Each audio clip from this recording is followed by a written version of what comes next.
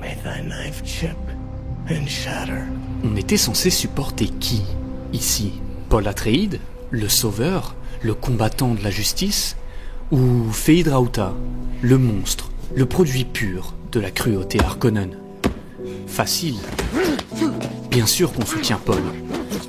Mais pourquoi? Est-ce parce que c'est le bon gars avec la bonne cause? Parce que la mise en scène le filme comme un élu? Ou parce que, comme les Fremen, nous aussi on s'est laissé aveugler par ses discours, par son calme, son regard, son contrôle, par tout ce qu'on a envie de voir dans un héros? C'est cette scène qui va tout changer. Parce qu'à la fin de ce duel, on devra répondre à une seule question. Paul Atreides est-il vraiment le sauveur venu pour les unir, ou un vengeur créé pour tout détruire?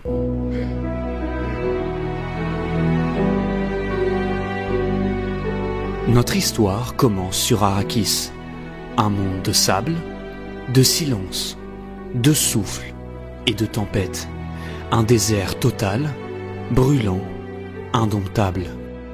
Une nature qui n'a rien pour elle, rien pour attirer, rien pour plaire, à part sa beauté et l'épice. Une substance mystérieuse, convoitée, indispensable.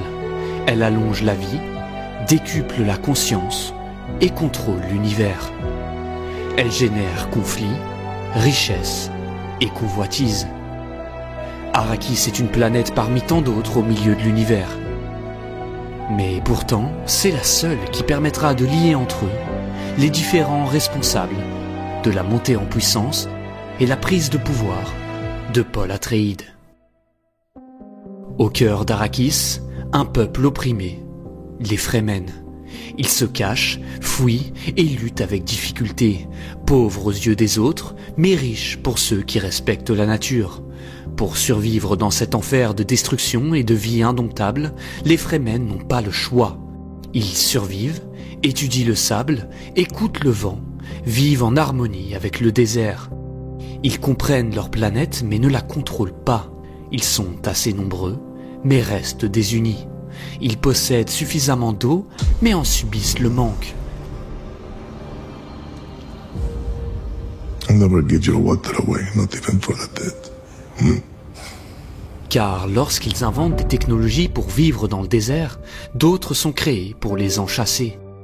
Mais leur plus grande faiblesse n'est pas leur technologie, leur nombre ou leur culture. Non, leur faiblesse, c'est leur foi, leur croyance, leur prophétie. You want to control people? You tell them a Messiah will come. Then they'll wait for centuries. Ils n'agissent pas, car ils s'attendent. Le bon moment, le bon leader, le bon héros. Celui qui pourra les unir, les sauver, les libérer.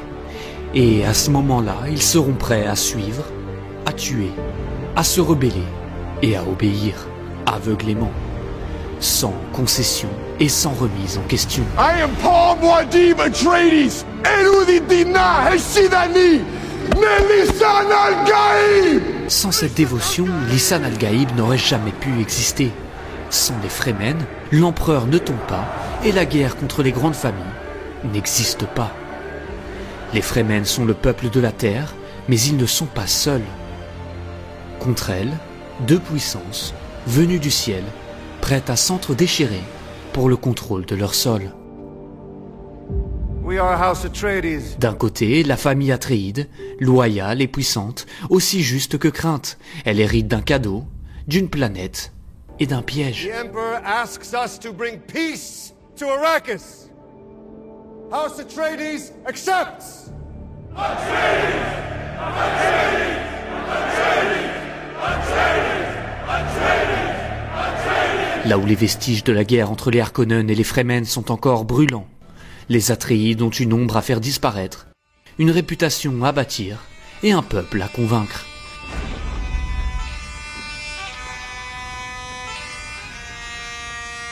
Mais le duc est faible. Par sa trop grande loyauté, il n'obtient pas le respect. Vit à son honneur, il s'expose à la trahison.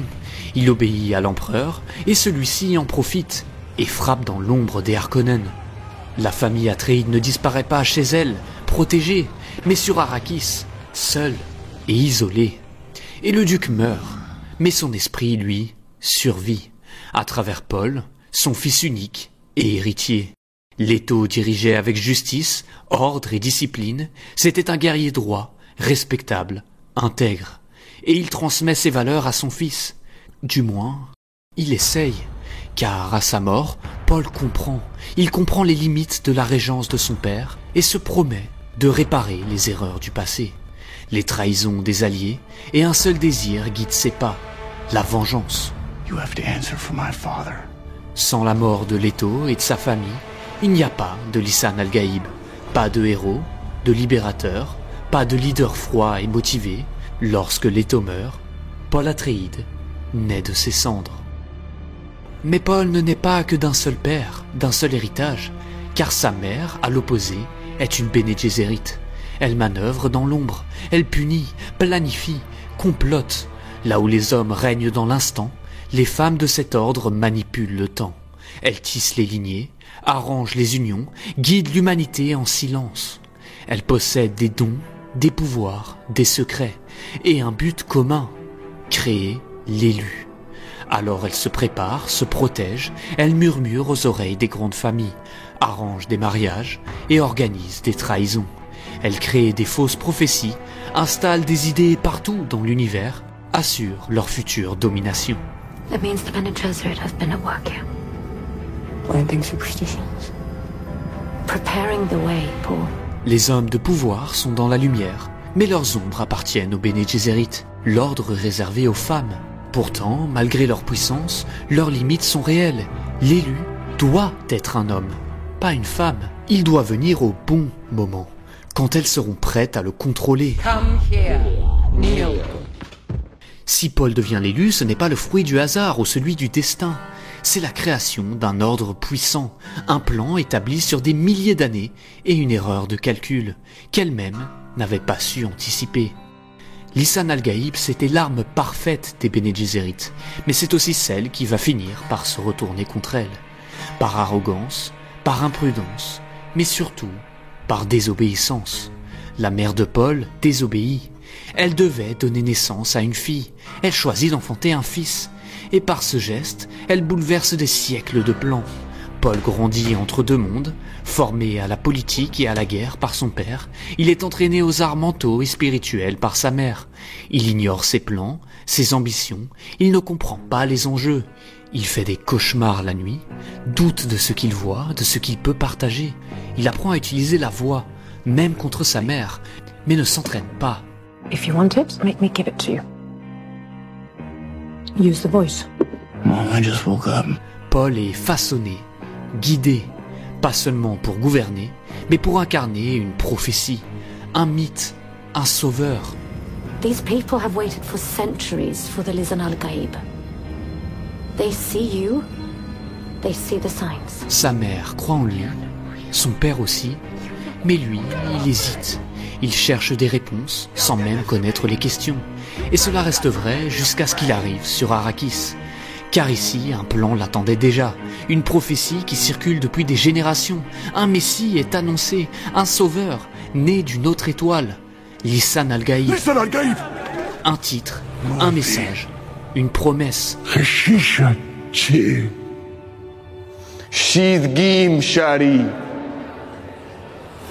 Lisan al-Gaïb. Et Paul, étrangement, en incarne chaque détail. Mais ce n'est pas un miracle, c'est une construction, un mensonge, un artifice, un plan organisé par sa mère. Les Bene Gesserit ont planté les graines, les Fremen les ont arrosées avec leur espoir. We gave them something to hope for. That's not hope! Mais tout ça ne devait pas arriver comme ça. Pas à ce moment, pas dans ces conditions. Paul arrive trop tôt, il n'était pas prévu. Et pourtant, il entre dans le rôle.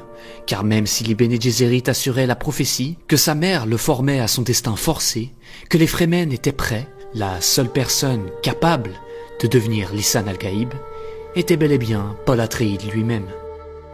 Au début, le jeune héritier n'embrasse pas totalement son nouveau rôle. Mais il ne le rejette pas non plus. Il laisse faire, il laisse croire, il honore la tradition respecte les coutumes, cherche à comprendre la culture. Et quand la trahison frappe, quand son père meurt, Paul ne fuit pas. Il avance, il devient ce qu'on attend de lui. Ses cauchemars deviennent des visions, ses visions des vérités. Il voit des futurs, des possibilités, des choix, et le Sauveur agit. Il conteste sa mère, mais suit sa propre voie. Une vision le guide vers Jamis, un frère, peut-être, dans un autre avenir, mais pas dans le sien. Paul choisit le duel, il sait ce que les Fremen respectent, la mort, le pouvoir, le prophète. Entraîné par les meilleurs, le jeune guerrier domine son adversaire. Il hésite à tuer, mais finit par le faire. Ce jour-là, Paul franchit la première étape qui le mènera à la tête des Fremen et à celle de l'empereur. Le jeune héros entre dans les profondeurs du désert. Il apprend les coutumes Fremen, maîtrise la survie, la langue, la foi. Il danse avec le sable, avec les vers, avec Shani. Pas à pas, il devient l'un des leurs. Il devient Muad'Dib. Paul, Muad'Dib, Usul.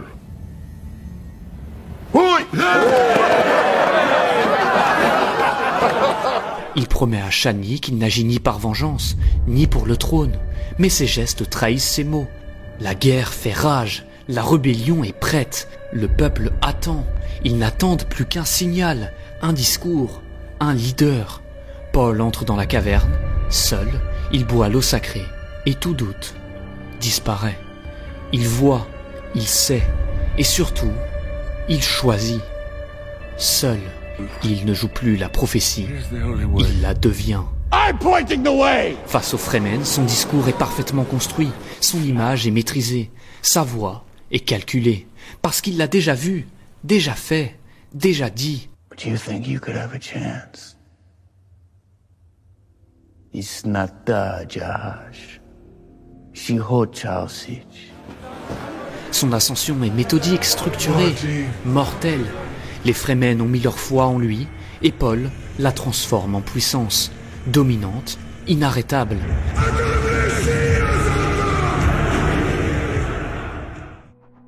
Face à l'empereur, son plan devient limpide. Il voit le futur, mais agit encore dans le passé. Il vient pour venger son père, pour prendre le trône, pas pour sauver, pour dominer. Now at my feet. Your feet! You'll be lucky to keep your head. Il renverse l'empereur, gagne son duel contre Feyd Rautha et exige la main de la princesse, sous les yeux de Shani.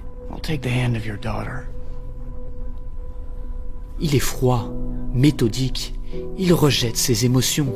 Les Bene Gesserit sont dépassés, incapables, elles ont perdu, sans même comprendre pourquoi. Consider what you're about to do, Paul Atreides.